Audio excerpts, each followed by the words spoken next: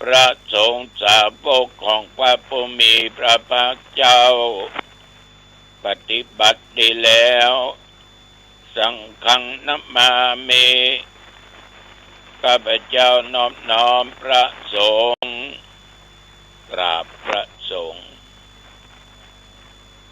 นะโมตัสสะภะคะวะโตอะระหะโตสัมมาสัมพุทธัสสะนะโมตัสสะภะคะวะโตอะระหะโตสัมมาสัมพุทธัสสะพุทธังสรณังคัจฉามิธัมมังสรณังคัจฉามิสังฆังสรณังคัจฉามิตุติยัมปิพุทธังสรณังคัจฉามิทุติยัมปิธัมมังสรณังคัจฉามิตุติยัมปิสังฆังสรณังคัจฉามิตติยัมปิพุทธังสรณังคัจฉามิตติยัมปิธัมมังสรณังคัจฉามิตติยัมปิสังฆังสรณังคัจฉามิอิติปิโสภังคะวะอะระหังสัมมาสัมพุทโธวิชชาจารณะสัมปันโนสุขโตโลกวิทูอนุตตโรปุริสธัมมัสสารติสัทธาเทวมนุษย์สานังพุทโธภควาติยันตุนิมิตตังอวมังคะลัญจาโยจะมานาโพสกุนัสสะสัทโธปาปะคะโอตุโสปินังอากันตังพุทธานุภาเวนะวินาสเมนตุสวากขาโตภะคะวะตาธัมโมสันติติโกอากาลิโกเอหิปัสสิโกโอปานายิโกปัจจตังเวทิตาโพวินยูหิติยันตุนิมิตตังอวมังคะลัญจาโยจะมานาโพสกุนัสสะสัทโธปาปะคะโอโตโสปินังอากันตังธัมมานุภาเวนะวินาสเมนตุสุปฏิปันโนภะคะวะโตสาวกสังโฆโอจุปฏิปันโนภะคะวะโตสาวกสังโฆ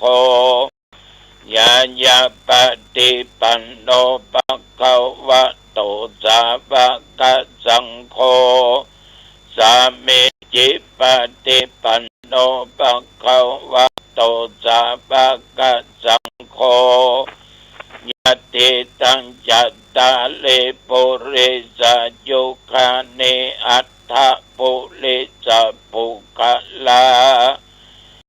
สัพพะคะวะโตสาวกสังโฆอาหุนายโยปาหุนายโยทักขินายโยอัญชลิกะระนิโยอนุตตรังปุญญเขตังโลกัสสาติยันตุนิมิตตังอวมังคะลัญจาโยจะมานาโพสกุนัสสะสัทโธปาปะคะโอตุโสปินังอากันตังสังฆานุภาเวนะวิ นาสเมนโตมหาการุณิโกนาโตอิตายาสัพพปานินังภูเลปาลามิสัพพปัตโตสัมโพธิมุตตมังเตนะสัจจะบัจเจนะโอตุเตชะยะมังคะลังชัยยันโตโพธิยามูเลสักกายานังนันทิวัตตโนเอวังโตวังปิชโยโหเอชัยยัสสุชัยยะมังคะเลอัปปะลาจิตาปังลังเกสิเสปัตตวิปุคะเลอภิเสเกสัพพพุทธานังอัคคปัตโตปัมโมทติสุนัขขตังสุมังคลังตุปะปะตังสุโอติตังสุขันโนสุโมอุตโตจะสุเยตัมพรหมจาริสุปัตตกินังกายกัมบังวาจากัมบังปัตตกินังปัตตกินังมโนกัมบังปณิติเตปัตตกินาปัตตกินาเนกัตตัวนาละพันตเตปัตตกินเนโพชังโคสติสังกาโตธรรมนังวิจโยตถาวิริยัมปิติปัสสติโพชังคาจัตตถาปะเรสัมมาตุเปกะโพชังคาสัตเตเตสัพพทักษินามุนีนาสัมมาตัคขาตาภาเวตาภาอุริกตาสังวัตตันติอภิญญายานิพพานายาจะโพธิยาเอเตนะสัจจะวัจเจนะโสติเตโอตุสัพพทาเอกัสสมิงสัมมะเยนะโตคันลานัญจกัสสปังขิลานตุกิเตติสวาชังเคสัตตะเทจัญเยเตจันตังอภินันติตัวโรกามุจิงสุตังคะเนเอเตนะสัจจวัจเจนะโสติเตโอตุสัพพทาเอกทาธัมมราชาปิเกลันเยนะปิปิโตจุนตเตเลนะตัญเยวะพันนาเปตัวนาสะตะลังสัมโมติตัวจะอาภัตตัมพุทธาสิทานะโสเอเตนะสัจจวัจเจนะโสติเตโอสัพพทาปะหิงนาเตจังอาภัตตินันนัมปิเยสินังมัคคะอัตตกิเลสวะปัตตานุปติธัมมตัง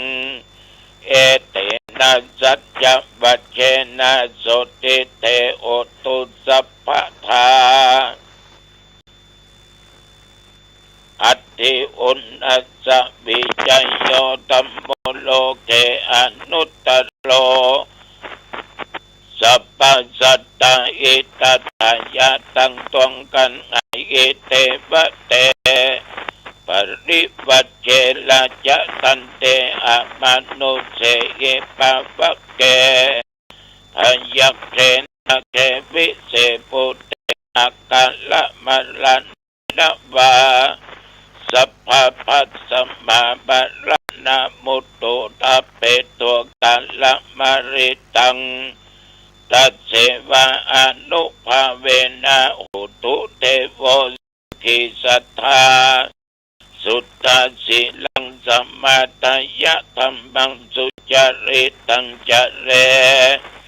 ตัสเสวะอนุภาเวนะโหตุเทโวสุขิสัทธา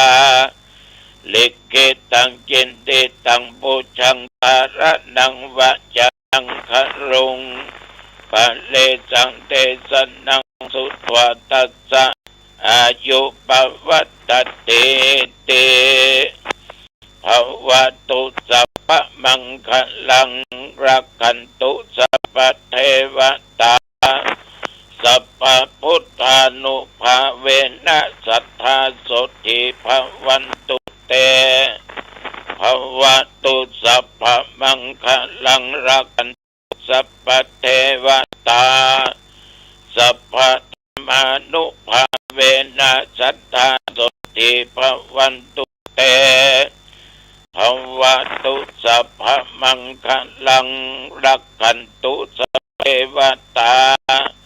สัพพสังฆานุภาเวนะสัทธาโสติภวันตุเต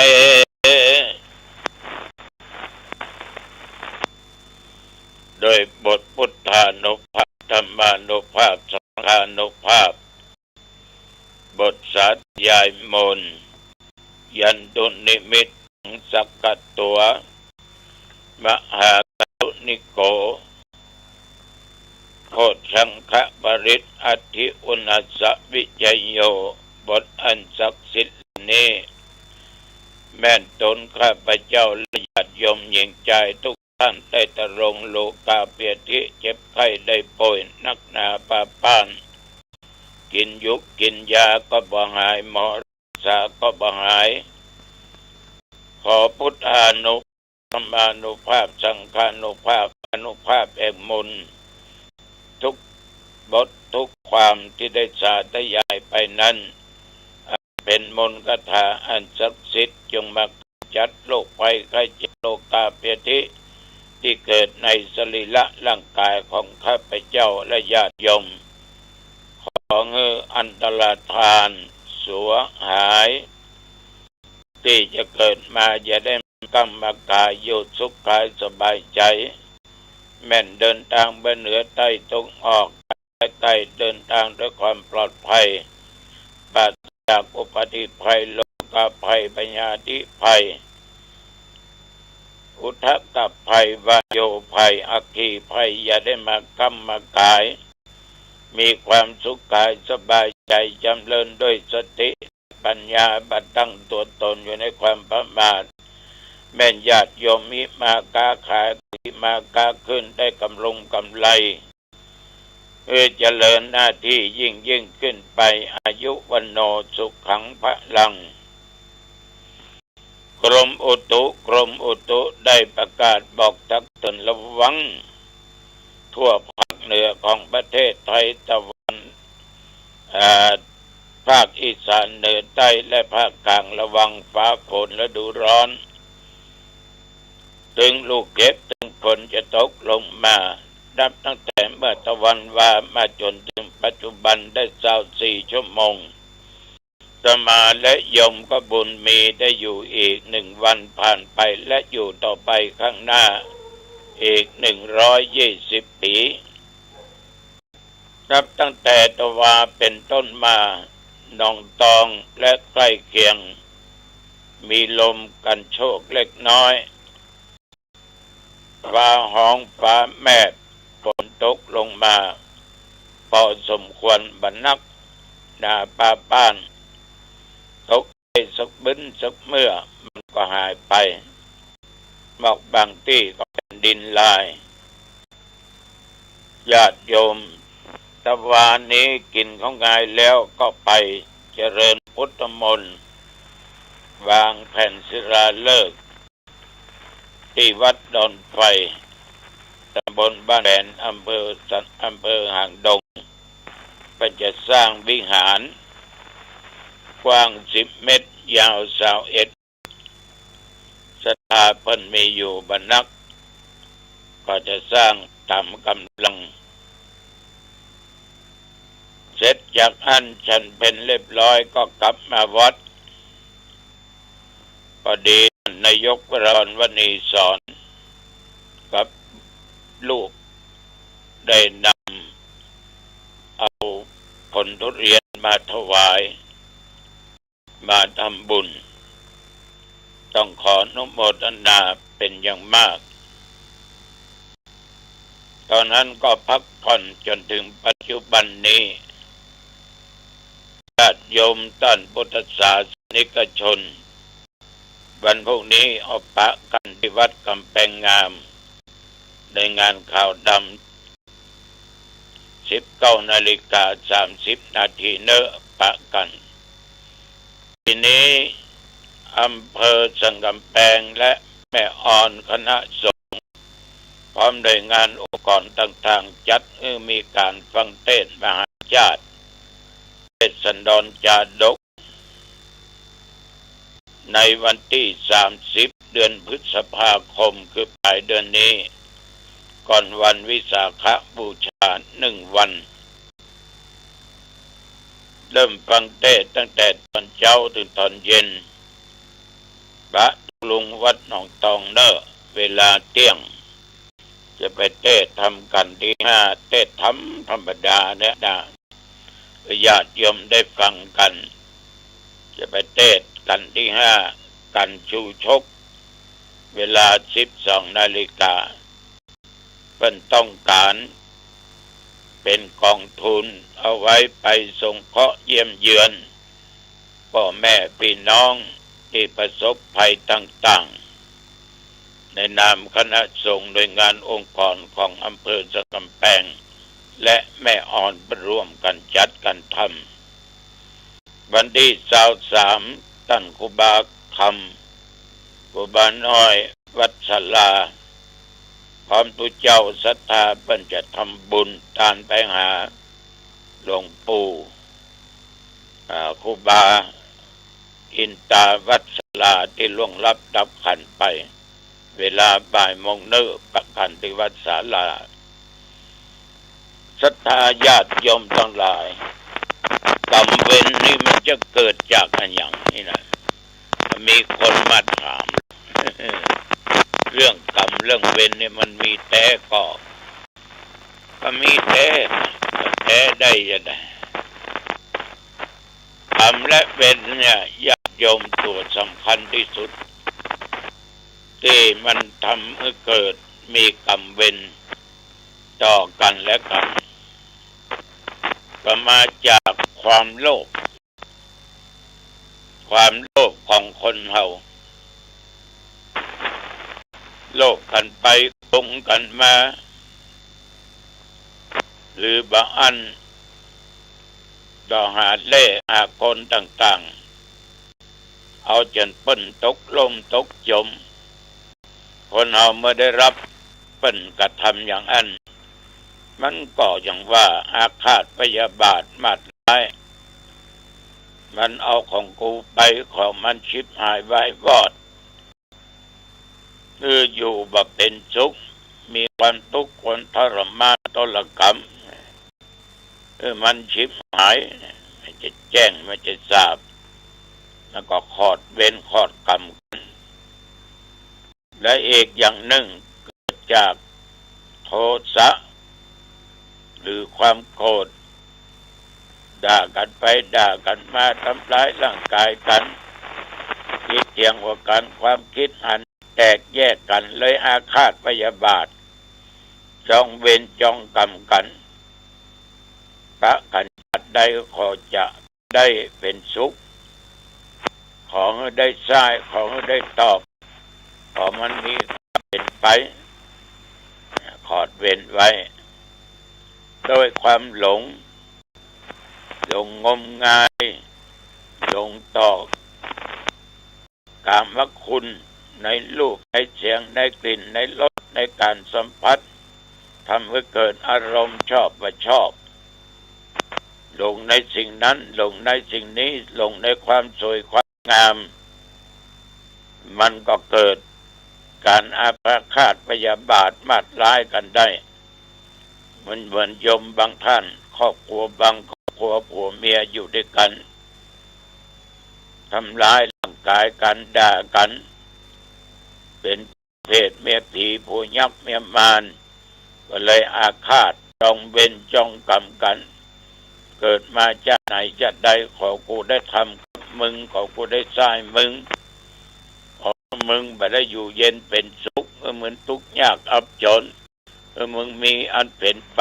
บางกู้บางคนก็ไปสาบานกันอันเนี้ยอู้ง่ายๆกรรมเวรเกิดได้จากการกระทำทางกายวาจาทางด้านจิตใจส่วนมากจะตั้งอยู่ในความโลภความโกรธเหล่านี้เป็นต้นหรือประพฤติผิดศีลผิดธรรมฉะนั้นญาติโยมก็ขอรู้จักคำว่าอภัยรู้จักความว่าประยึดมั่นถือมั่นใครจะยังไงไปจะทำกับเราอย่างใดก็นึกว่ามันเป็นกรรมของเราไม่ต้องไปผูกเวรอาฆาตกันมันจะบ่รู้จักสูญสิทธิ์หมดสิ้นไปเหมือนพระเทวทัตอาฆาตพระพุทธเจ้า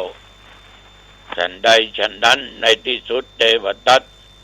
ต้องถูกแผ่นดินสูบตายตกมรณะไปนี่ฝากไว้กับญาติกับโยมเนอ